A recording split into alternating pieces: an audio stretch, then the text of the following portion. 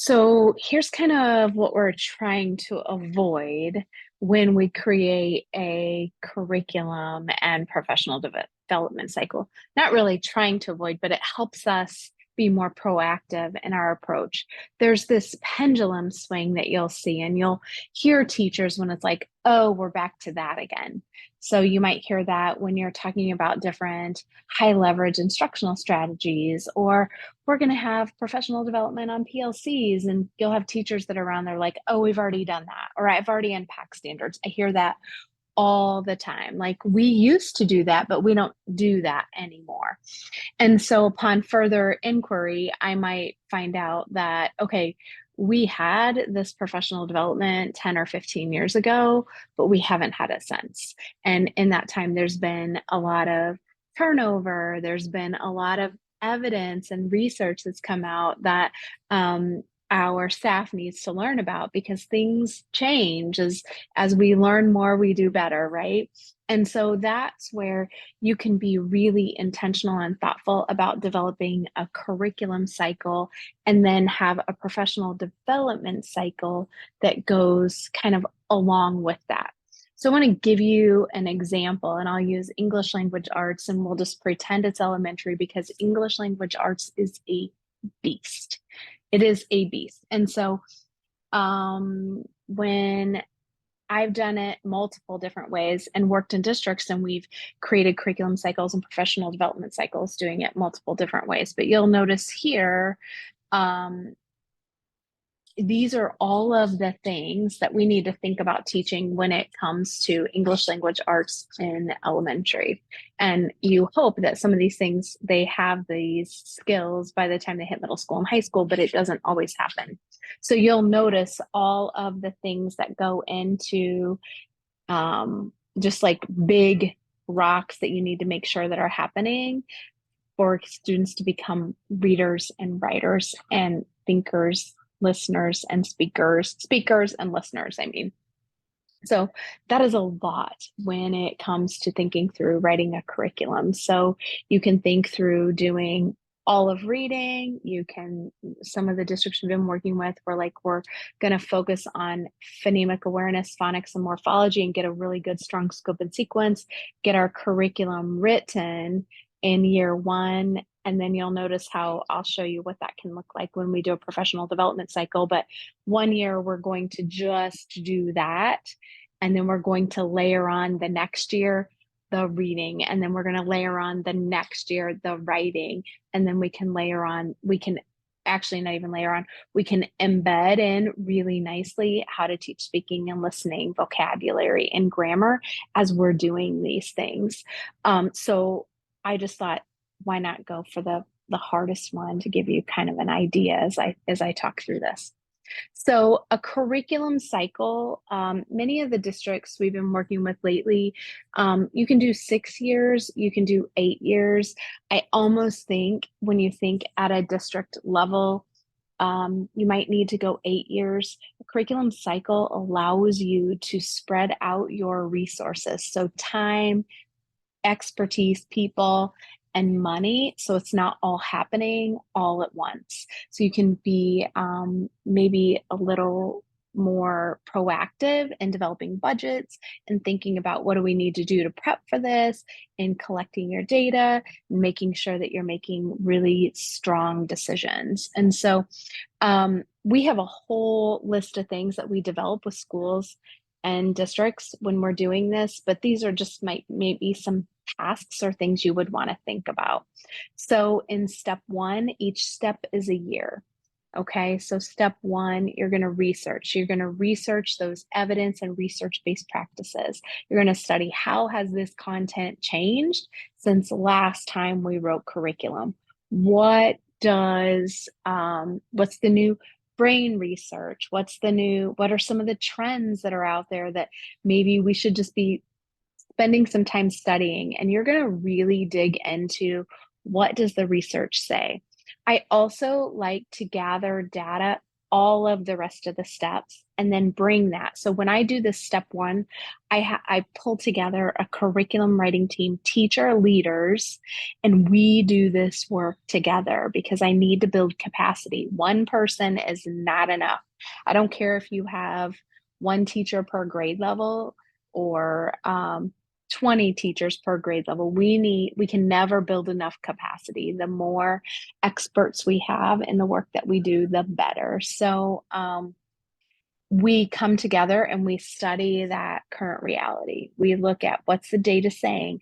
We send out surveys to students, to parents, to teachers, and we ask them, what do you think about this curriculum? What do you think about the resources?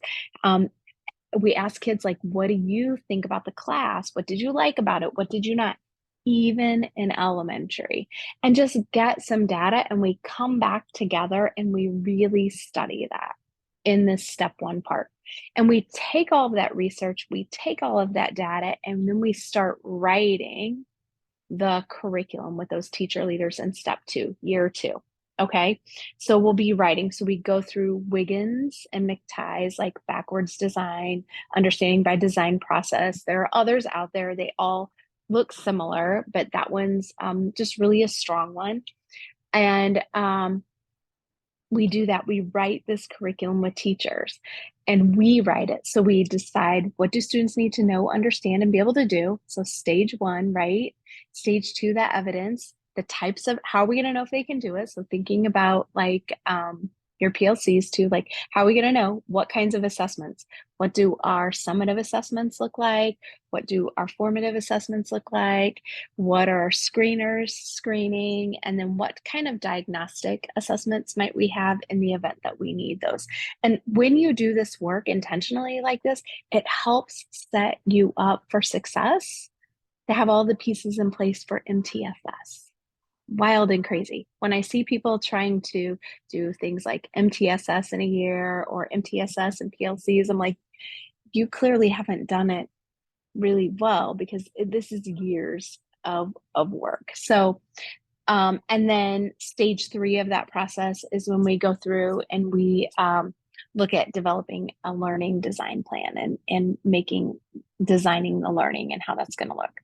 Then the next year, year three, is implementing the curriculum. So all teachers implement the curriculum.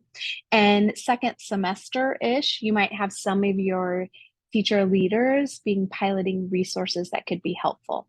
Yes, you have not purchased a resource yet. Whenever I do this work with teachers, after they've unpacked the standards, after they've dug into the research, the evidence, after they've looked at their current reality, they think what they already have that the district's provided in place, they say, we should do this all the time. We wouldn't spend so much money on additional things. Like we would make better decisions, wiser decisions. So at this time would be when I would start thinking about piloting. You could even extend this like steps 3 and 4 and move 4 back to 5 and do a whole year. And then the next year, pilot different ones and then decide which one you're going to buy. Just thinking very thoughtful. As a leader, I'm monitoring and collecting data. I'm looking at qualitative data and quantitative data. And we build all these things when we work with districts.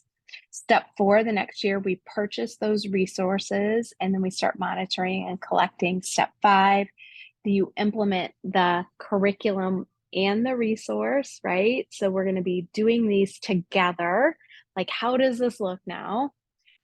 You're not just turning the page of the book. You're very thoughtful, very intentional on how it aligns with your curriculum and your overall outcomes.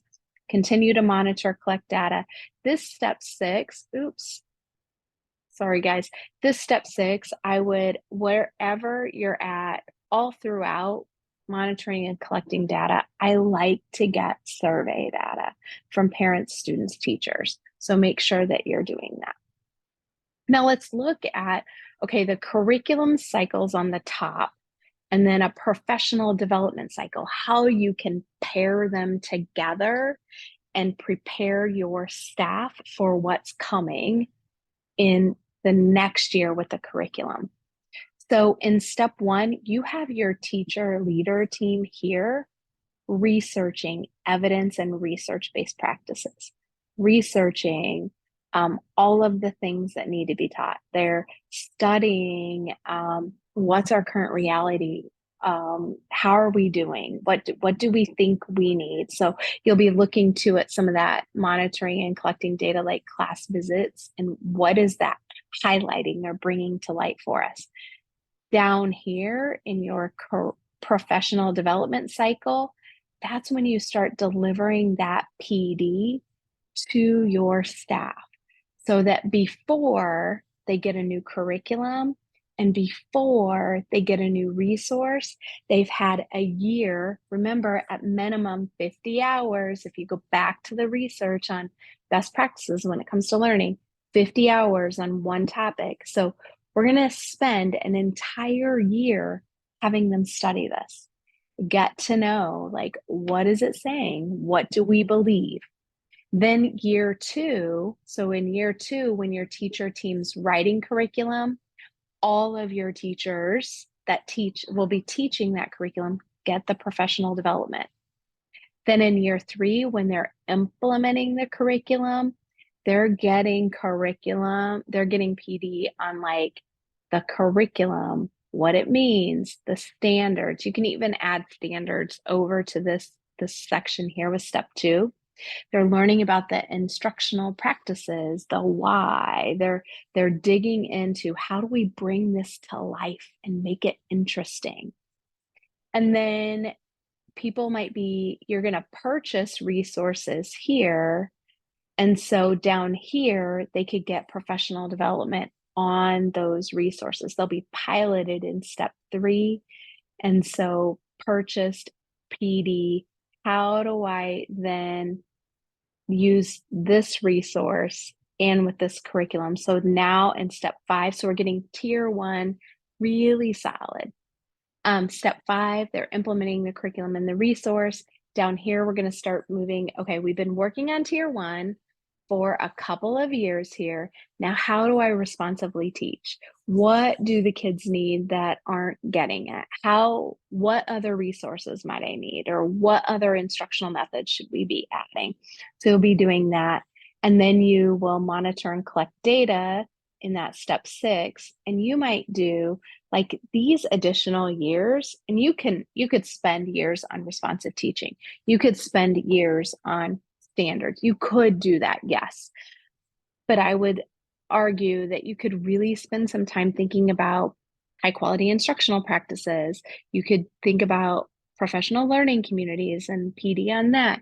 You could think about assessment and data-driven practices. You could think about how to integrate social emotional learning. You could think about blended learning. And so if you went out to an 8-year cycle, you can kind of spread these things out.